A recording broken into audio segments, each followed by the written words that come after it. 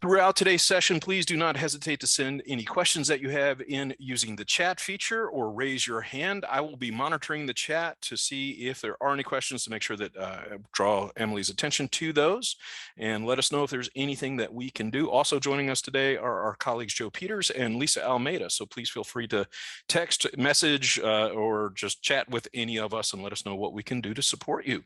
With that, Emily.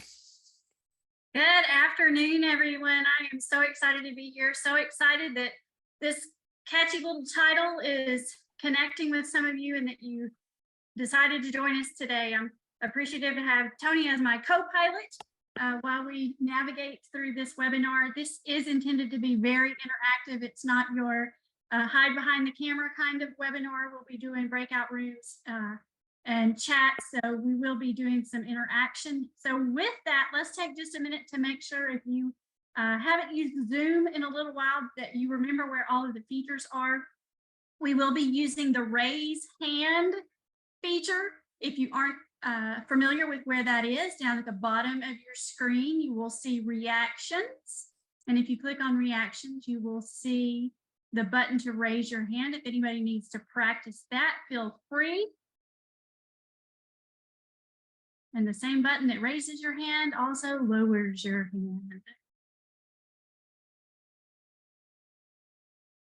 Got a few people practicing that. Awesome. We'll also be using the chat feature. So it's also located down at the bottom, just for those of you who need to be reminded. And then we'll be using breakout rooms. Tony will be the navigator for that. He'll send you through the wormhole and pop you back, just to give you a little bit of heads up of what there is to come for this today. So knowing that, let's dive right in with a raise your hand. Raise your hand if your role allows you to visit classrooms, or if you just have an opportunity to visit classrooms of your colleagues. So raise your hand if you get to visit classrooms.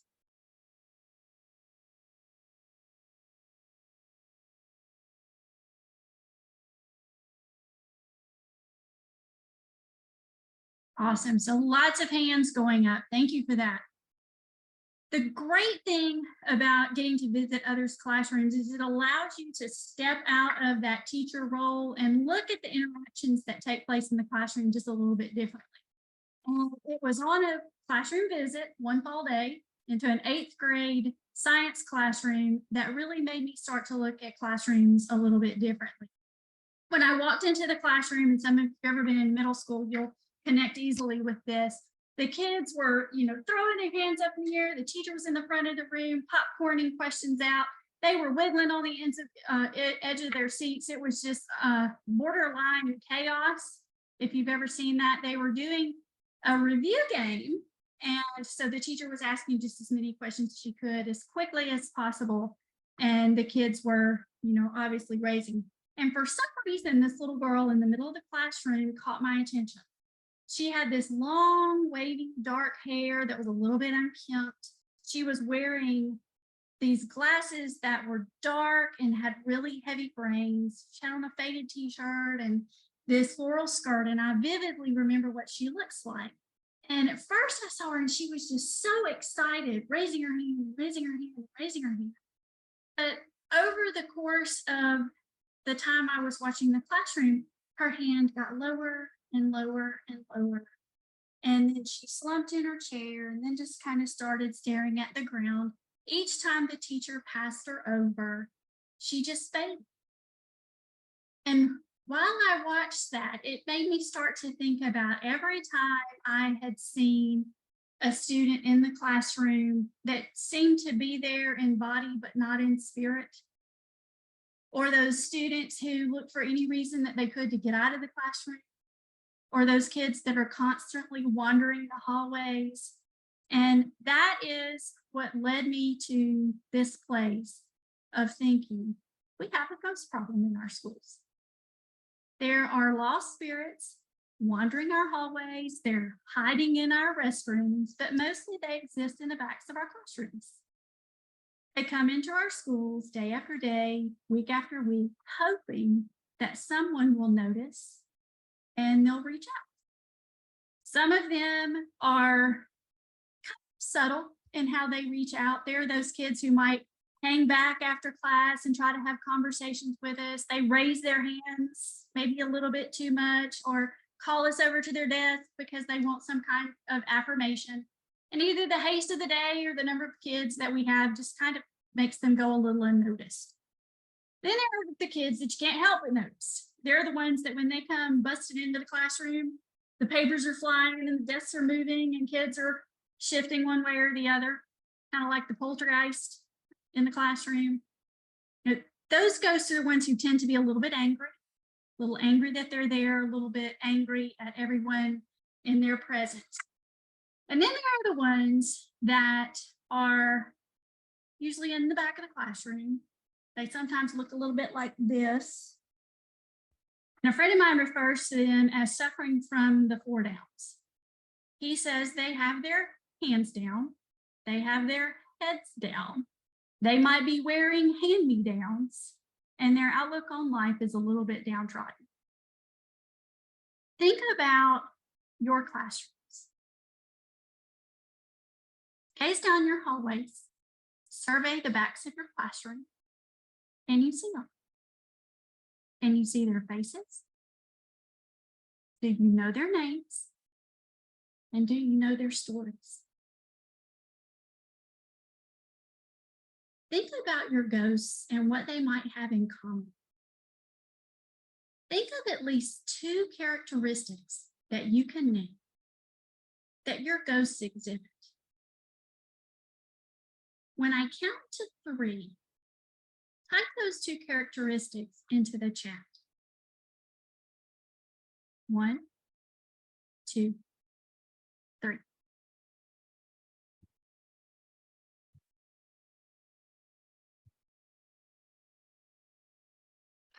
And could you rephrase that question one more time, please? Absolutely. 2 characteristics that your ghosts have in common. 2 things that describe All right. And Jody has started us off with overwhelmed. them.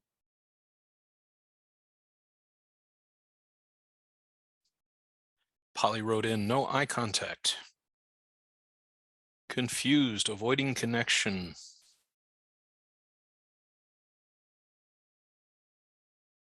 Lacking confidence, embarrassed, angry, quiet, head down, doesn't speak or contribute, from Marnie.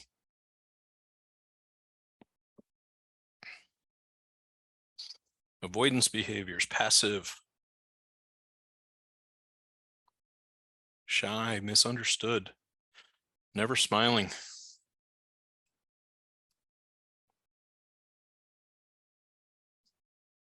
Sad, on the phone, tuned out.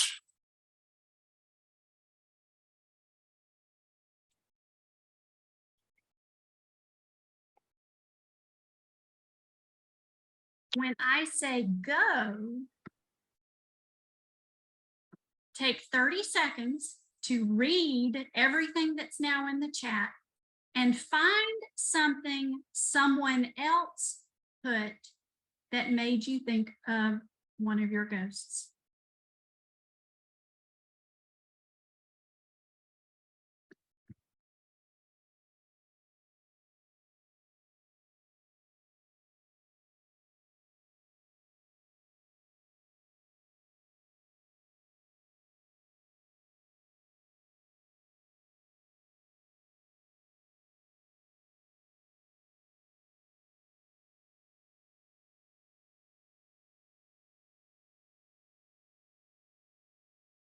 Let's hear from 2 people. Who put something that connected with you and your ghosts? You can take yourself off mute.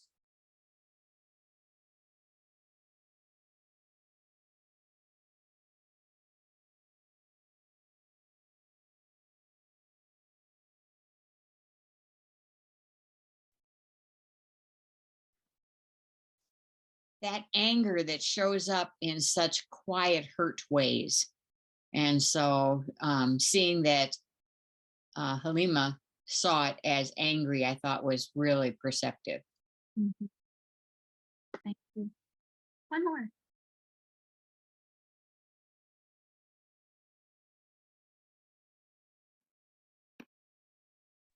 I would say lacking confidence, and that manifests in a lot of different ways. But I think the kids that we see, um, I like the phrase that you used, the downtrodden. I think there's just been historically a lot of lack of support, which manifests itself as a lack of self-confidence. So many of these students have experienced the world of being unsuccessful for so long that a lot of times that is how it manifests itself. So thank you for that. So thinking,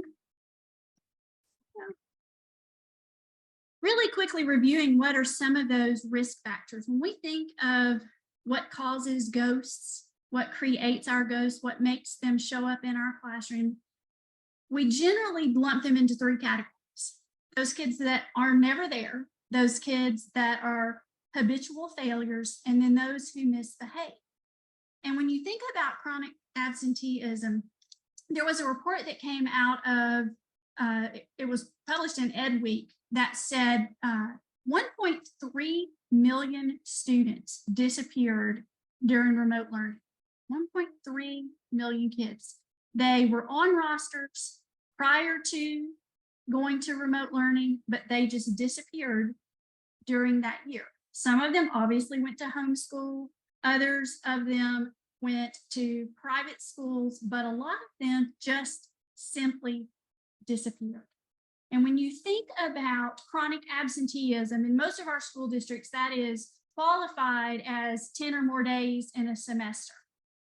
Well, during the pandemic, when we were following quarantine protocols, 10 days was the minimum that a student had to stay home if they were even considered a close contact, especially at the very beginning. And then there were kids who went on quarantine multiple times throughout the year. So there were students who previously weren't an absentee problem that became an absentee problem. And missing school, we know, contributes to the second item, which is high failure rates. And so we saw a lot of increases in the DNF rates. And while it's gone down some, it's still high because we have students who miss learning, who have learning gaps. And because of the pressure on teachers, we're teaching as much as we can, as fast as we can. And some of those students simply can't keep up. And I'll use the word that was put out there first, and they're overwhelmed. They're just overwhelmed. And because they missed out on so much socialization that schools provide, that community agencies provide, they've lost the ability to tell us how they feel. So a lot of the disruptive behaviors have been off the hook. And when kids don't have words to tell us how they feel, because a lot of them don't know why they're feeling the ways that they are, they just show us in some really, really unappealing ways. So these traditional risk factors that have always existed became exacerbated during the pandemic, not because of anything that we did, but because of what happened to everyone during this time. So unfortunately, that means that the number of ghosts that we have in our schools has dramatically increased. And so why does it matter? Because dropping out is because ghosting is the pathway to dropping out, and it doesn't start when students simply enter high school. There's a statistic out there that says students who miss at least 16 days in first grade drop out.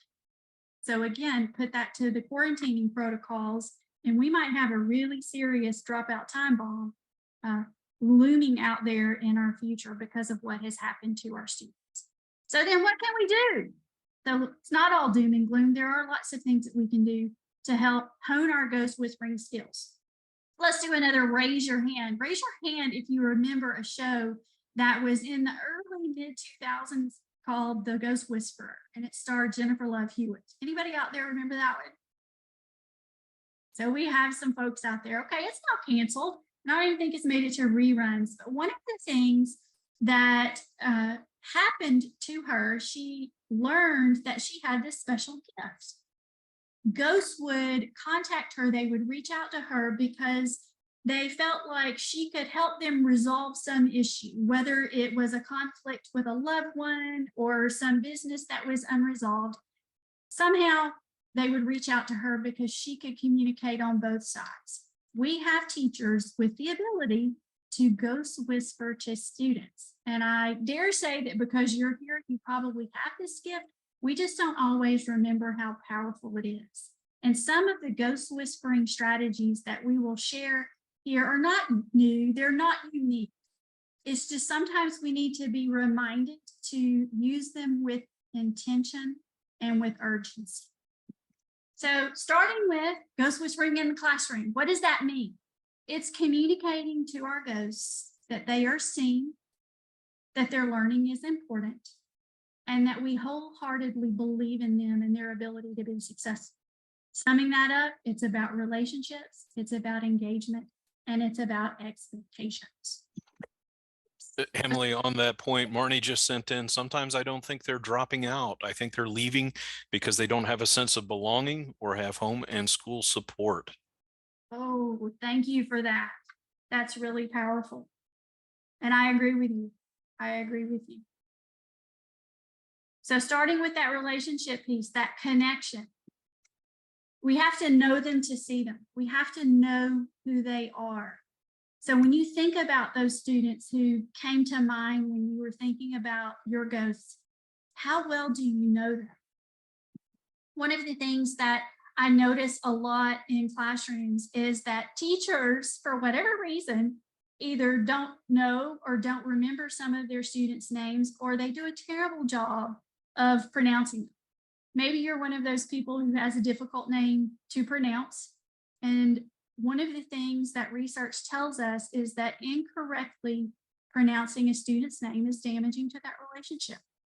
And when teachers truncate students' names, create nicknames for them, simply call them by their last names, it makes students feel like they're not seen, they're not valued, that it's not important enough for people to know their names.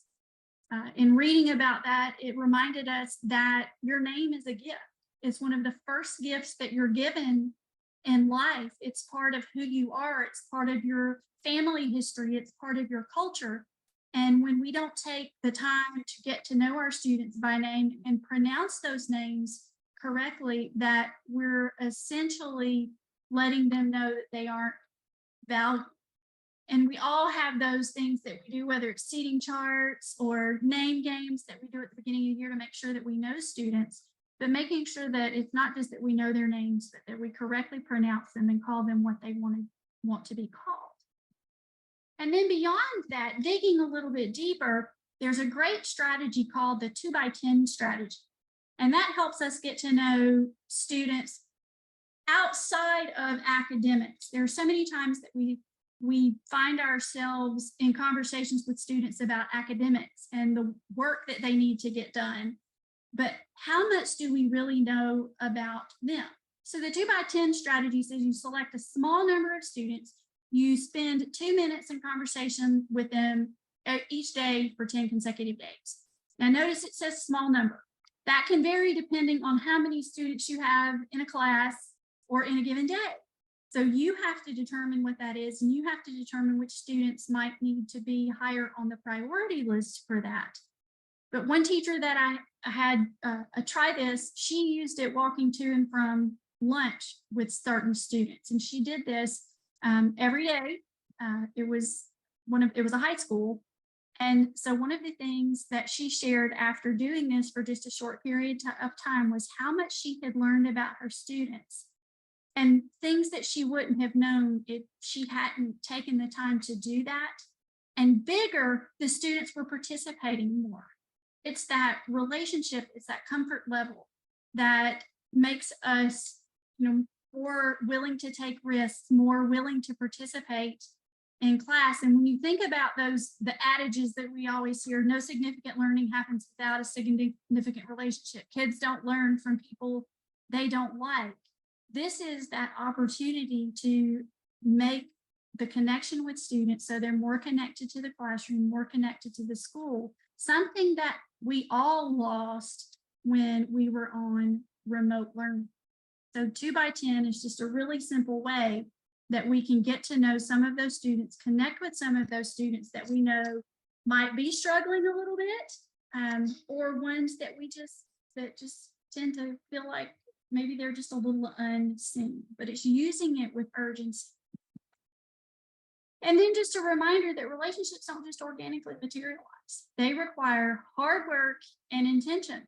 And I forget which of the big voices said it, but some of those students who need us the most tend to ask for the love in the most unappealing ways.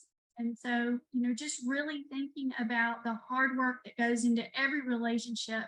And it can't just happen at the beginning of the year, it has to happen all year long. So thinking about the things that you do to build relationships with students, not just at the beginning of the year, but to maintain them throughout the school year, let's hop into breakout rooms and do a little bit of sharing. This will be a 6-minute breakout room. Tony will zap you there. It will be a small group. You will have a facilitator. So when you get to your breakout room, identify the person whose first name starts with the letter closest to the letter A. So first name starts with the letter closest to A. And you will be our voice when we come back from breakout room. Questions before we go? 6 minutes, and we'll see you back here. All right, ladies and gentlemen, sending you to breakout rooms now. 6 minutes. We will have a 1-minute warning on the way back. Let me do that. Breakout room. Sorry, let me set the time. 6. There we go. Set the countdown timer. All right, we'll see you back in a few minutes.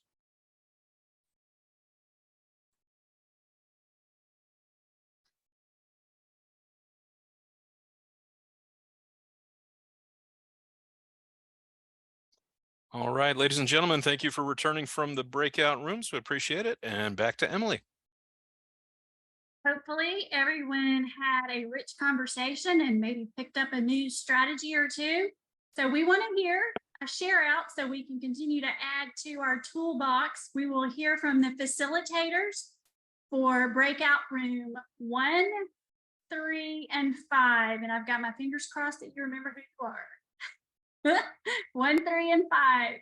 So put yourself off mute and share a couple of the strategies that you heard your colleagues say in the breakout room. So breakout 1 was Halima, Johnny, and Lisa. 3 was Carolyn, Janice, Joe, and Michael. And 5 was Francine, Jody, and I hope I'm pronouncing it correctly, Mickey. Awesome, thank you.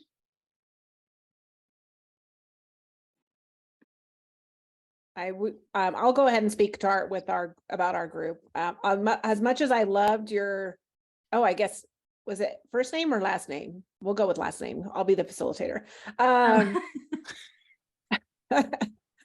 loved that strategy, by the way, Emily. I also love how you picked on certain groups versus everyone sharing out. So I'm learning a lot from your facilitation. I appreciate that.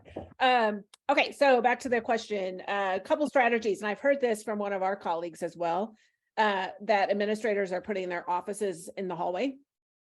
And Halima's mentioned that she has hers right outside the cafeteria. So it enables them, to be out in where the kids are and having casual relationships and conversations with them.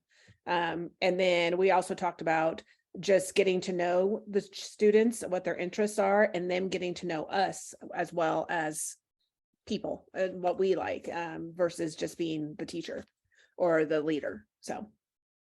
Awesome. Thank you for that. Let's hear from our other two groups. I can go from, I think it was 3, and I think. Yes, ma'am. I thank the gentleman for reminding us which room we were in, because that escaped me for sure. There were only 3 of us, and one of us had technical difficulties, so 2 of us were sharing, so we're kind of limited. But both of us were basically working with adults, whether they were professional development situation or an online class at a college level. And one thing that was mentioned earlier was all about relationships. So how do you build the relationships? Introductions. We introduced ourselves when we got into the breakout room. And so in an online class, inviting students to introduce themselves via video. You find out information about them. The second piece was obviously we've used discussion groups and so forth, but we got into a discussion about grading and using feedback more effectively. Again, to solidify the relationship, but also to really help participants improve that product or improve or kind of propel their learning or understanding is the feedback, making sure that they had time to actually put that feedback into a product to make a difference. And that was part of communication. So the communication in the beginning, hello, how are you, isn't really enough. It's got to be that ongoing communication, which you are doing with us today. So I thank you for that. Thank you. Last group.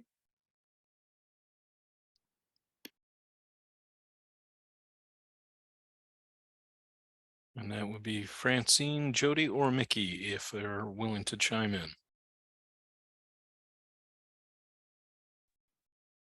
It was just Francine and I would say one strategy that she reminded me of that is really so important is when students, since we're talking in part about chronic absenteeism being a factor, is when students return to school, having a conversation and a greeting that maybe doesn't have anything to do with the work that now has piled up, and doing a greeting that that you noticed they were gone, that it was, their contribution is valuable so that they were missed. And I think that's a great thing to call attention to. And both of us work with teachers, in the classroom, and that's an important reminder. Thank you so much. And thank you for bringing that up, because so frequently our conversations with students do revolve around their success and work, and we're telling them how much we want them to be successful, but we forget to say something just as simple as you said, Jody. We missed you yesterday. Your voice was missed in the classroom. Your sense of humor, whatever it is, just something to let those students know that they truly were missed, because a lot of them, again, go unnoticed. And if they're chronically absent, then, it's even worse. It's just like, well, yeah, he's out again. And we forget to dig a little bit deeper. So any of those strategies that can help us get to know them as people. Our students are people too. They have struggles too. And getting beyond just the schoolwork, because when we have a stronger relationship, then the schoolwork begins to take care of itself. So thank you for all of those.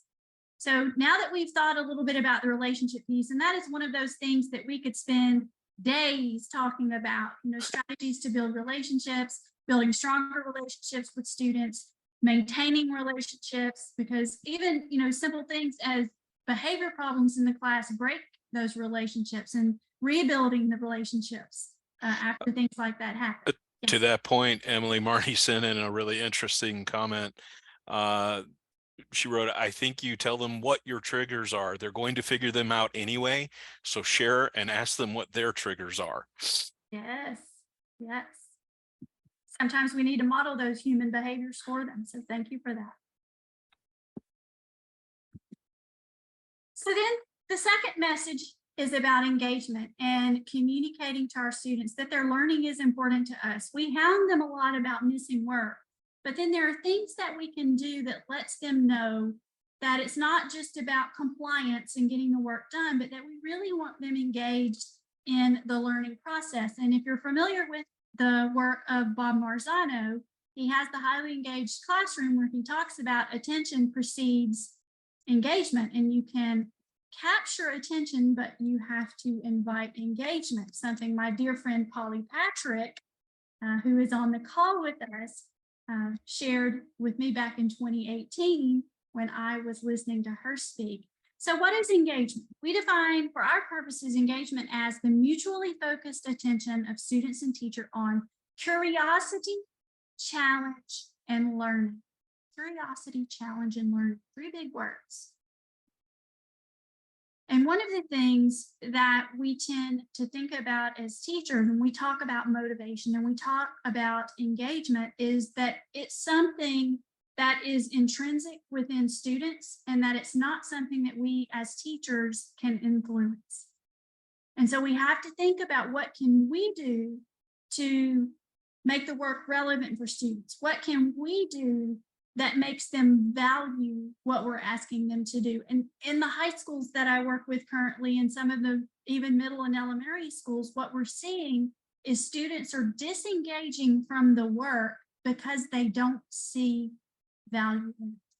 So how do we provide purpose and value so that they want to do the work? They want to be in class and do the work because they see the value that's contained within it.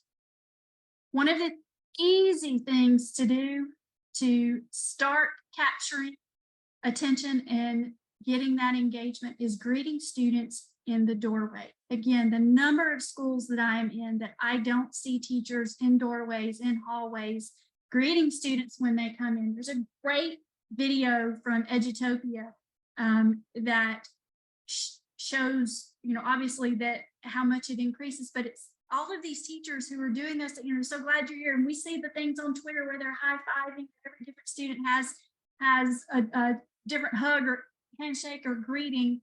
But those are the things that happen in the very first moment when students walk into the classroom. That's when they know that they're seen. That's when we make that connection. And what we get after that is huge in terms of what we gain. There's a particular group of PE teachers that I'm working with right now who keep telling me, the kids won't dress out. They just won't participate. Well, I snuck down there, I want to get a picture of kind of what's going on. If you're asking me for help, I'm going to find a way to help. And what I saw was a lot of students were dressed out and they were hanging out on the tennis courts. They were sitting at the tables. They were on their phones. They were, working on homework. And 20 minutes into class, the teacher showed up. And I thought, what a message that communicated to those students. And so that invokes another conversation too, but just from the standpoint of letting students know that they are valued, that their learning is important to them, that is one sure way to communicate that it's not. So what are we doing to let students know that we value them up front? The times that we have to run out and make copies, or things aren't where we're supposed to be at the beginning, and so we lose time at the start of class. It happens to all of us sometimes, but for some people it happens a lot. And that communicates that we're not ready, that we're not prepared, that we don't value the time that we have with students, and it decreases engagement. So what are we doing to pull them in from the very beginning?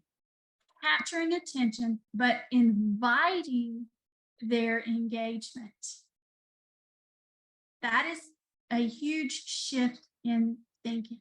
And if we want students to be with us, to learn from us and value what we're asking them to do, we have to invite them in to that situation. And inviting engagement, Holly Patrick, is questions are an invitation to learn and to connect. So how we use questions in the classroom help to build that connection and create that invitation to learn. And if you think about it, simply asking that question, how are you today, invokes thinking. Even if the response is as simple as, I don't know how I am today, or I'm not good today. So the conversation is extended there. How are we using questions to invite students into learning? Bigger than that, questions are a huge bridge to that social emotional learning. We keep talking about SEL. So many of the schools that I work in, there's SEL and then there's academics. It's social emotional learning. And so we have to build that relational piece into the learning. So how are we using questions so that students can see themselves in the learning also? That bridges that divide. So thinking about questions, how do we use questions? Do we have questions posted on the board when students walk into the room? I know every walkthrough form that I ever used as an administrator or that they used on me as a teacher had objective posted on the board. Students don't read objectives. They do read questions. That's also a great way to build a study guide along the way, as opposed to waiting until the end of the learning to give them a study guide. Giving them that study guide lowers an expectation of, you don't have to learn it now because I'm going to give you this so you can cram it all in later. Using questions better. So if you're not familiar, there's a wonderful website from the Right Question Institute, and it's right as in correct, RIGHT. Wonderful videos and resources to help us as teachers become better askers of questions, but there are also a lot of resources and tools there to help students become better askers of questions. And when students are better askers of questions, then they learn to read better, they're better at comprehension, understanding levels go up because they're better able to anticipate, to predict, to think about what is important in the reading and what they're being asked to do. And just like that adage goes, the one who does the work, or the one who does the work does the learning, I would contend that the one who does the asking does the thinking. So if we want students to be the thinkers, we have to help them become better askers of questions. The other thing that we do, teachers ask lots and lots of questions over the course of a class period, but are we really asking questions that are worth answering, those higher level questions? There's research out there that says in a given day, teachers will ask anywhere between 200 and 400 questions. But are they the ones that we really want the answers to? And are we giving students time to think about them and answer them? The other part that I would add here, it's not just about the questions, but it's about the discussion that follows the questions. Students aren't very good at discourse patterns. And if you've ever thrown out an opportunity for students to just do a quick discussion and share what they think, a lot of times we hear, well, I think, and I think, and I think. It's not, I agree with you because, and I would add, or I respectfully disagree, and this is why. So teaching students discourse patterns in a structured way is so important. It also builds those socialization skills. Our students need to learn how to not just participate in academic discourse, but when they become better at discourse in general, then they're better able to navigate situations where they have to communicate their thinking and their feelings. So whether it's something as structured as a Socratic seminar, or it's a think, pair, share, being very intentional in the structures that we provide students, not just say, turn and talk to your neighbor.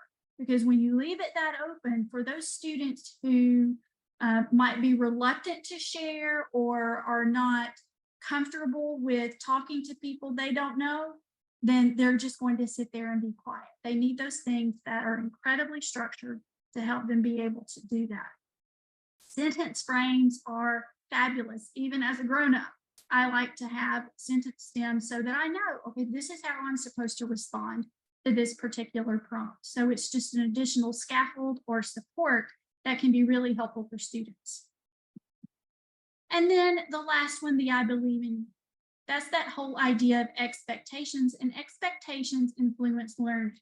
It's attributed to Ralph Waldo Emerson, but the saying, your actions speak so loudly, I can't hear a word that you're saying.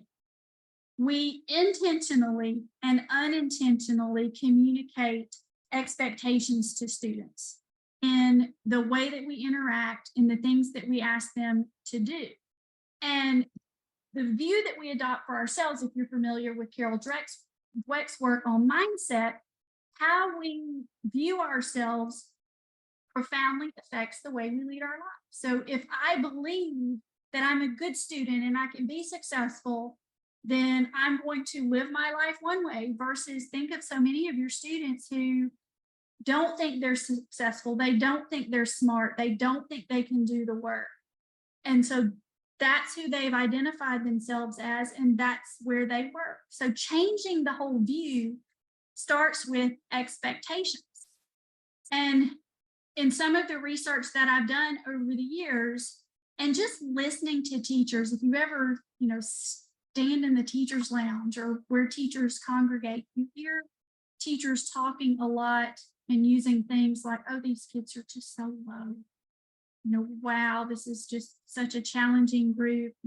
They don't value education. Education's not valued in their home. When we say those kinds of things, when we think those kinds of things, we interact with students differently. We communicate a message and an expectation to them. And so when surveyed, 32% of teachers believe students should be expected to travel different academic paths depending on who's going to be the college kid and who's not. And we talk a lot about college and career and CP and advanced and honors, but it's really about what do we expect of all students? And are all students receiving a challenging education to be prepared for whatever comes next? Not every kid is going to go to college, but those same skills that are important for college are important for life.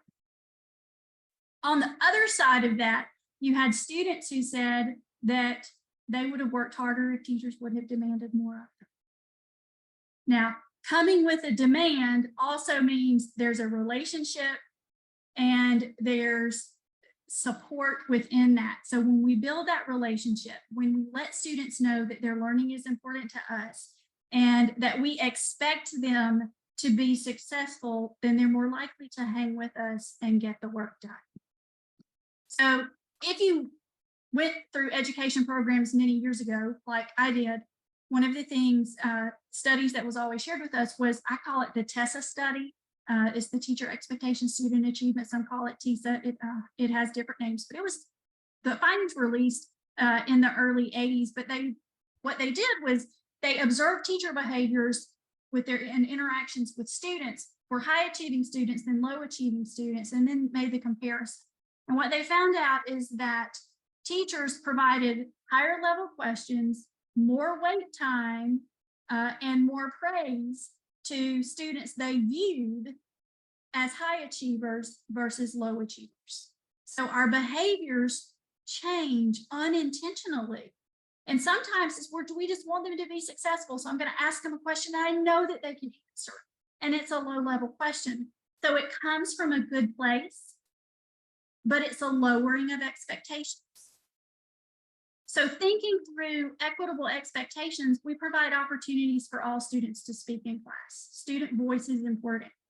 I hear a lot about equity sticks, and equity sticks or popsicle sticks or whatever you want to call them, to me are somewhat unequitable, because it still just isolates 1, 2, 3, 4 voices in the classroom, versus go back to use a protocol where every student gets to speak and share, and then call on a few people randomly to share. It's providing that individual help. Some of our neediest students don't ask for help, and the ones who can get the work done without us tend to want to know every right answer. So are we distinguishing who needs us more than others and setting up structures to do that? Jackie Walsh talks about allowing wait time, and it's not just wait time when I ask the question, but it's wait time to follow up, to allow everyone to think about the response that they just heard and how they might expand on that. So allowing that additional processing time. So, there are so many things that we do unintentionally that communicate that low expectation. Raising hands. I know as a teacher, that was one of my classroom rules. Raise your hands and wait to be called on. That's a lowering of expectations, because what happens? If you've ever been in a first or kindergarten class, second grade class, it happens there more. The teacher gets 3 words out, and then there's all these hands that go up. And it's like, let me finish the question. And then you get to that kid who raised their hand first, and you hear, I don't. And it's because when the hand goes up, the listening stops, because we're holding that in our heads to respond.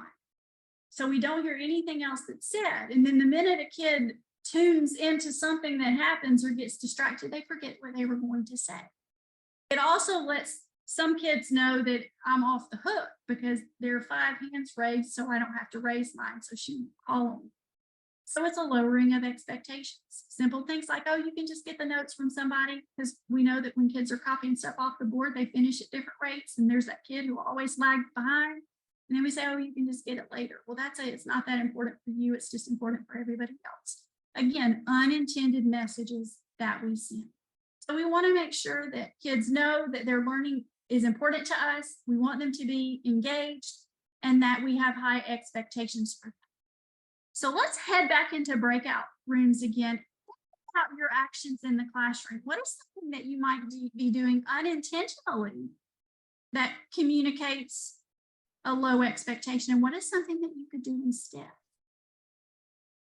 So Emily, I think we're going to need to shorten this to 5 minutes this time, looking at our time right now. Got it. So, and we'll give a 15-second warning to wrap up. So sending you all to your rooms now. Again, the question is, what are some things that you might have done to lower expectations? Here we go.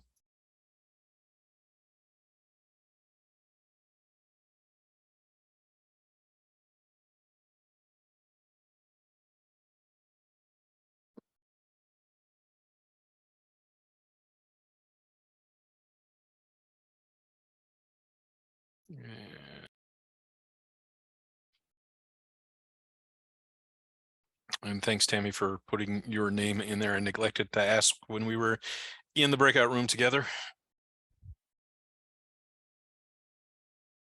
All right, and everybody's back. So let's hear from two. So any two groups, the facilitator from our even number groups. We did odd number groups last time, so 2, 4, 6. So I think Halima raised her hand. Halima. All right, let's hear. Okay, it was only me and John in the room, and we both shared the same struggle that when teachers, you know, I myself, I'm a very firm believer in students' abilities and that every student can reach the expectation we set for them in the learning style that they are, you know, thrive in. But the struggle is with some teachers, and especially math teachers, who give that grade in the beginning of the year, like, oh, this student got an F, so they check out on the student. And naturally, the student checks out. And, you know, I always tell them, leave grading to the end, have the students try, tell the students, you know, work, we'll discuss grades later, let's first try, let's first work. So, you know, that was the struggle that we both had with, you know, with our teachers. And also, I think, also we were saying that there's so many times the teachers say the students can't learn this. You know, and I've heard that so many times where the teachers say the student can't learn it. It's that the students can't learn it or you can't teach it. You know, it's where I am on that. And once you decide that the student can't learn anything else, you check out on the student and you start teaching them like that, you know, and that could be a problem. That's a problem. Yeah. Thank you, folks. So again, nothing earth-shattering here. Just 2 words: intention and urgency. Right. Are we building the relationships? Are we focusing on engagement? Are we making sure that we're communicating expectations the way that we want to, with intention and with urgency? So thank you all for joining today, for hanging out just a little bit. Thank you for continuing to show up for students every day. This is something that I could obviously spend hours and hours talking about because I am still in schools. I am still seeing students. I want them to stay. I don't want them to disappear for, you know, lots of reasons. One, you know, for themselves, but then we know so much happens when kids drop out of school, and so much of it is so unpleasant. But continuing with relationships, engagement, and expectations. Tony showed my book, so shameless plug here. It's available on Amazon. It is available from Rutledge Iowa Education. I'll very quickly throw up, I have a discount code.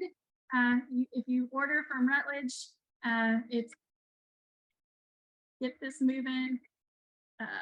There it is. There's the discount code. We'll get you 20% off on their website. So it's a little bit cheaper there than on Amazon. But strategies in there, nothing earth-shattering. Intention and urgency are my 2 favorite words. All right, ladies and gentlemen, thank you for your interest and participation this afternoon. Please join me in saying thanks again to Dr. Emily Freeland for sharing her time and passion with us. Very important concepts and content as we all work every day to overcome the challenges that we see in our schools. Please don't hesitate to reach out to us with any questions, follow-up conversation. You should be receiving a link within 24 to 48 hours to the recording of this webinar that will also include an invitation to continue the conversation with us. And there are 2 great summits that we are hosting this summer, one on each of the coasts. So please check out that link in our chat. With that, I wish you all a great afternoon, and we look forward to continuing the conversation with you. Thank you so much. Thank you all so much. Bye-bye. Yeah.